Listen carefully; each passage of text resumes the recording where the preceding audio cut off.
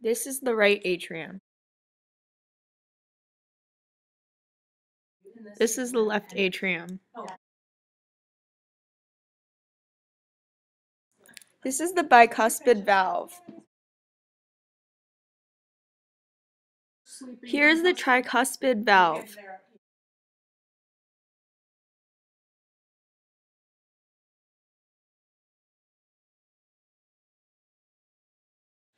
This is the aortic valve.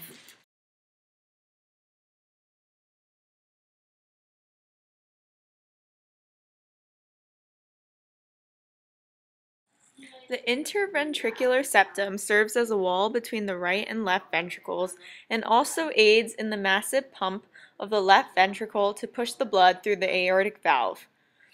The interventricular septum is structured as a thick mass of muscle so that it can aid in the pumping. The pulmonary veins are large blood vessels that receive oxygenated blood from the lungs and drain into the left atrium of the heart. There are 4 pulmonary veins, 2 from each lung. The pulmonary veins are among the few veins that carry oxygenated blood.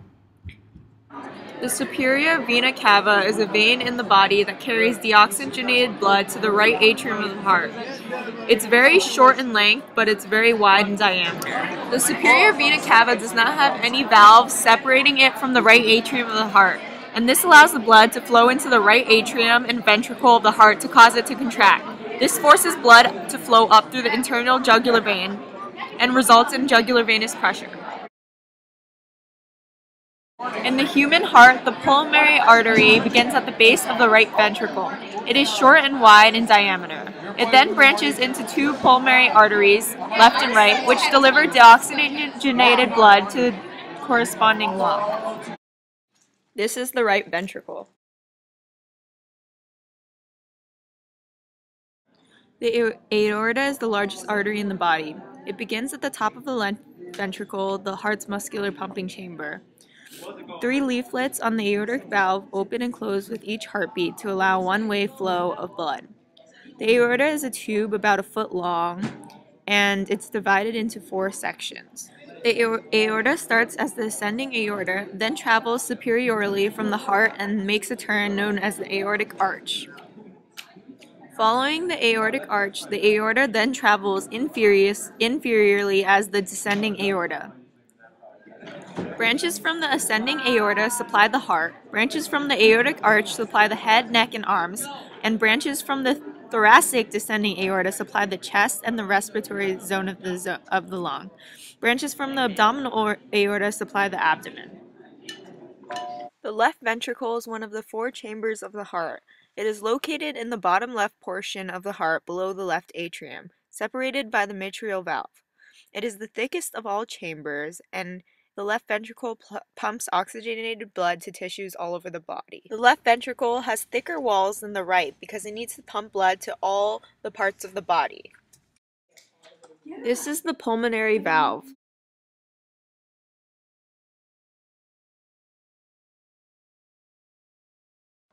The heart is the hardest working muscle in the human body. It takes blood from every corner of the body, replenishes its oxygen, sends it back, and never stops beating. To learn exactly how that happens, just keep listening.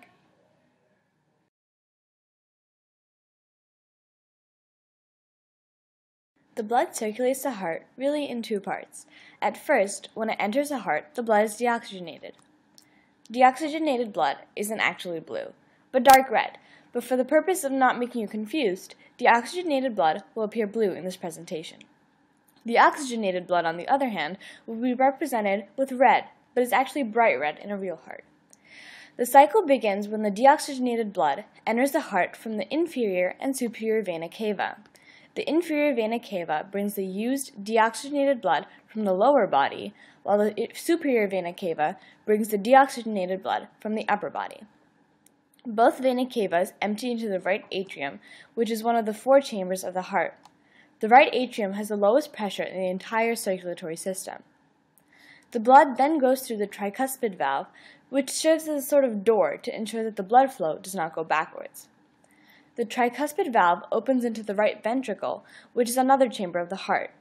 The right ventricle then pumps the blood through the pulmonary valve and out through the pulmonary artery. The pulmonary artery leads to the lungs and away from the heart so that the blood can pick up oxygen. This is the end of the first stage of blood circulation.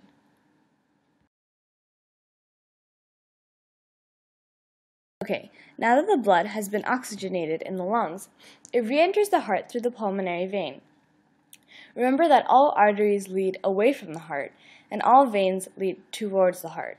This is easy to remember because artery starts with A and goes away, while vein does not. Anyways, once the now oxygenated blood enters the pulmonary vein, it comes to the left atrium, which is another chamber of the heart. The blood then goes to the mitral valve and enters the left ventricle, the fourth and final chamber of the heart. This side of the heart is the thickest because the force that pumps the blood out of the left ventricle has to be powerful enough to reach the rest of the body.